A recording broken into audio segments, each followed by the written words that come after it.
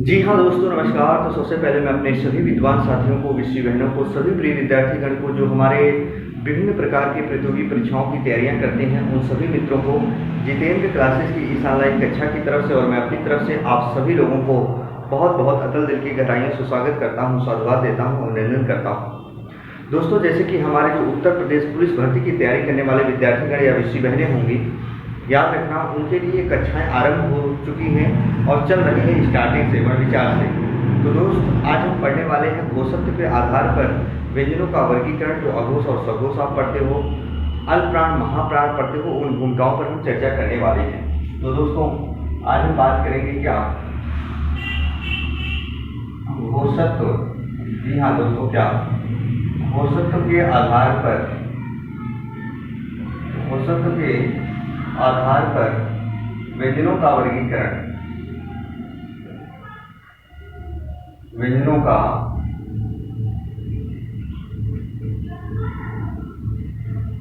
वर्गीकरण। घोषत्व के आधार पर व्यंजनों का जो वर्गीकरण किया गया है वो दो भागों में बांटा गया है। जी हाँ, घोषत्व का मतलब क्या होता है विद्यार्थी? ध्यान से सुनिएगा, सारे मुद्दों पर हम चर्चा करेंगे। तो इसको दो भागों में बांटा जाता है। एक होता है विद्यार्थीगण अघोष और एक क्या होता है आपका सघोष। एक होता है अघोष और एक क्या होता है सघोष होता है। दोस्तों, घोषत्व का मतलब ये हुआ, हमारे हिंदी भाषा भाषी के जो विद्वान साथी थे उन्होंने कहा कुछ ऐसे व्यंजन, कुछ ऐसे स्वर होते हैं, जब हम इनका उच्चारण करते हैं तो हमारे गले में जो स्वर तंत्रियां होती हैं, यानी हमारे गले में जो स्वर तंत्रियां होती हैं, इनका उच्चारण करते समय उसमें वाइब्रेट होता है, कंपन होता है। उसी के आधार पर दो भागों में इनको डिवाइड किया गया। तो जरा देखेंगे विद्यार्थीगण, यहाँ अ उपसर्ग है। अ का मतलब होता है नहीं, स का मतलब होता है साथ या सहित, साथ या सहित। लेकिन दोस्तों, जो घोषत्व का मतलब होता है, यानी घोष का मतलब होता है, घोष का मतलब होता है कंपन। घोष का मतलब क्या होता है दोस्तों?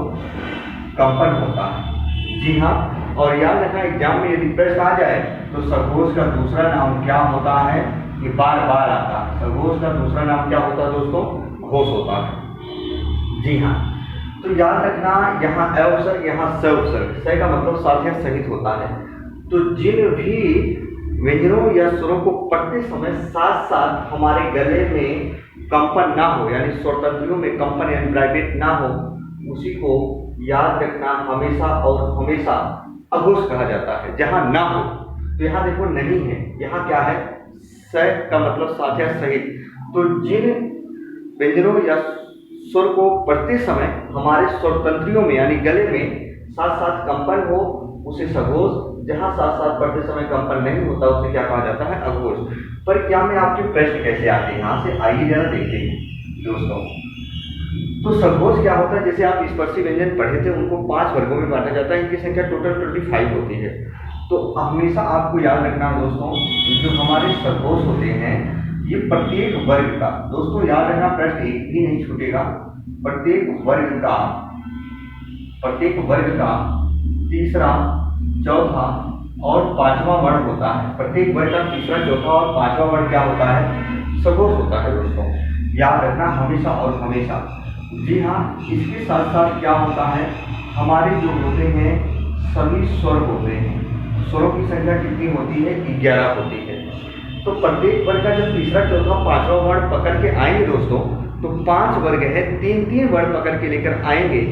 तो हम करेंगे कि 5 वर्ग हैं, एक वर्ग से 3-3 वर्ण पकड़ के लेके आएंगे। तो अगर हम देखेंगे तो कुल कितने वर्ण हो जाएंगे? 15, यानी 3 × 5 इक्वल टू क्या होगा? 15 होगा। इसके साथ साथ विद्यार्थीगण, इसमें और क्या आता है? और ध्यान से सुना, इसके साथ साथ प्रिय दोस्तों, इसमें आता है इंतस्थ व्यंजन। इंतस्थ व्यंजन होता है। इंतस्थ व्यंजन कितने होते हैं? 4 होते हैं। अभी हम चर्चा करेंगे 11 लावा होते हैं। जी हाँ, देखिएगा दोस्तों, इसके साथ साथ इसमें जो भाग लेता है काकल्य वर्ण। काकल्य वर्ण किसे कहा जाता है? जो काकल्य वर्ण होता है वो किसे कहा जाता है? को। तो ये कितना हो गया, 1 हो गया। अब इनको जोड़ो विद्यार्थी, इनको जब ऐड करोगे तो आप देखे होंगे कि 11 4 15 हुआ, 15 डबल 30 हुआ, और ये कितना हो गया, 31। यानी जो हमारे सघोष होते हैं कुल कितने होते हैं, 31 होते हैं।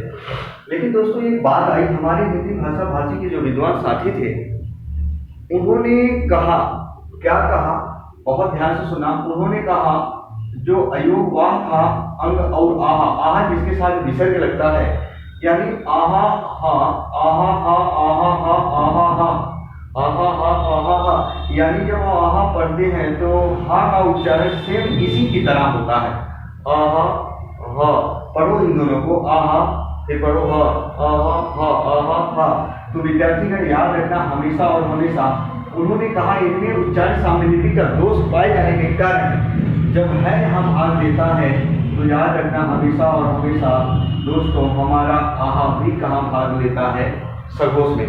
क्योंकि आपके एग्जाम में यदि प्रश्न आए तो याद रखना, अगर आपसे पूछा जाए आहा किसमें भाग लेता है, अघोष की सघोष, तो आपको जवाब देना है सघोष। क्योंकि ऑलरेडी मैंने ये बताया था जो अंग होता है ये भाग लेता है कहाँ, उच्चारण स्थान नासिक में। उच्चारण स्थान कहाँ भाग लेता है दोस्तों, नासिक में भाग लेता है, ये मैंने बताया था। लेकिन जो आहा होता है सघोष में भाग लेता है। लेकिन संख्या पूछी कोई तो 31 ही बताना। आइए जरा देखते हैं अघोष। तो विद्यार्थीगण जब हम ये देखें कि प्रत्येक वर्ग का तीसरा चौथा पांचवा हो गया, तो बच्चा क्या यहाँ देखो,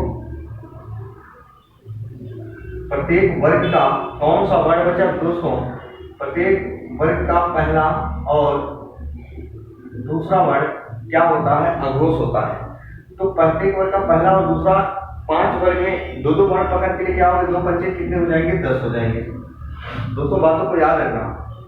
प्लस है हमारा यहाँ भाग लिया, ये उस व्यंजन में सम्मिलित होता है। कहाँ भाग लिया, यहाँ सघोष में, ये उस व्यंजन में सम्मिलित होता है। पर उस व्यंजन हमारे 4 होते हैं, जब उनमें से है निकल गया तो 3 ही तो बचे। तो यहाँ देखो और क्या, तीनों से इनकी संख्या कितनी हो गई, 3। अब इनको जोड़ो दोस्तों, जब इनको जोड़ोगे तो इनकी टोटल संख्या कितनी हो जाएगी प्यारे साथियों, 13। यानी कोई पूछे अघोष की संख्या कितनी होती है, 13। सघोष की संख्या पूछे तो कितनी होती है, 31। अब इनको दोनों को जोड़ो तो 31 प्लस 13 जब जोड़ोगे तो इसकी वैल्यू कितनी होगी, 3 1 4, 3 1 4। तो जरा देखो दोस्तों, हमेशा और हमेशा यह कितना, 44 है। अब ये जो 44 हुए दोस्तों ना, ये जो 44 आए टोटल, ये क्या आ गए, ये साधारण वर्ण आ गए। क्या आ गए दोस्तों, ये साधारण वर्ण आ गए। साधारण वर्णों की संख्या आपसे पूछी जाए तो आपको जवाब देना कितने होते हैं, 44 होते हैं। तो याद रखना, एक बार इसका स्क्रीनशॉट लीजिए आप।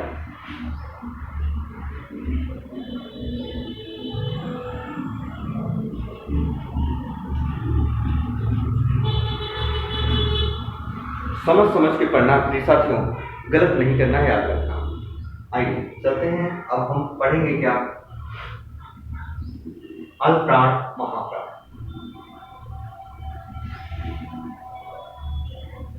दोस्तों हम बात करेंगे प्राण तत्व के आधार पर। जब देखो, जी हाँ, अगला टॉपिक क्या है इसी पर, प्राण तत्व के आधार पर व्यंजनों का वर्गीकरण।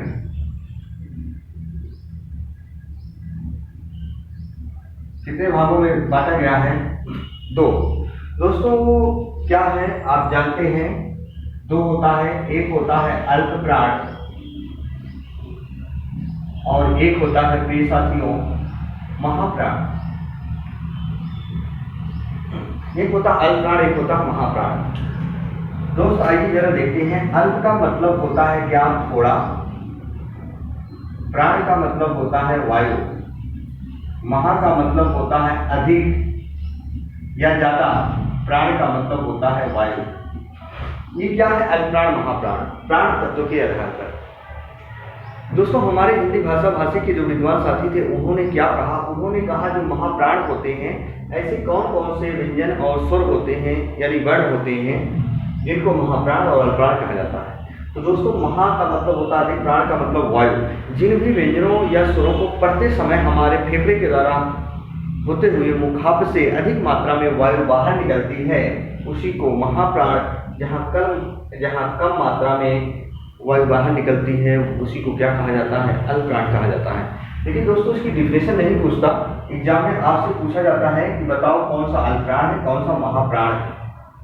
आइए जरा देखते हैं दोस्तों, तो महाप्राण क्या होता है, आइए जरा देखते हैं। तो प्रत्येक वर्ग का, ये इवन नंबर होते हैं दोस्तों, प्रत्येक वर्ग का, जी हाँ, प्रत्येक वर्ग का दूसरा और चौथा वर्ण, प्रत्येक वर्ग का दूसरा और चौथा वर्ण जो होता है महाप्राण होता है दोस्तों, इतना याद रखना।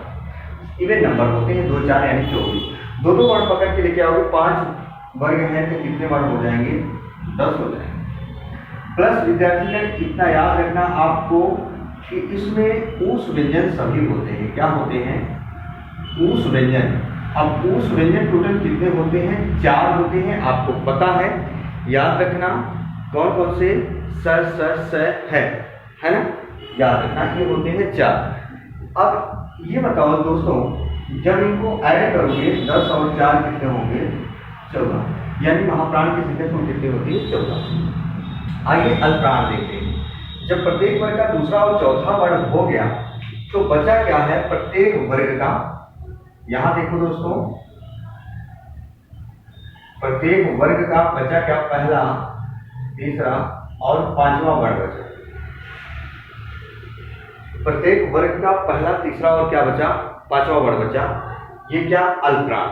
तो दोस्तों जब प्रत्येक वर्ग का पहला, तीसरा, 5वां वर्ण पकड़ के लेकर आएंगे, एक वर्ग से 3 वर्ण पकड़ के लेकर आएंगे, तो आपको पता है दोस्तों, याद रखना ये कितने हो जाएंगे, टोटल 15।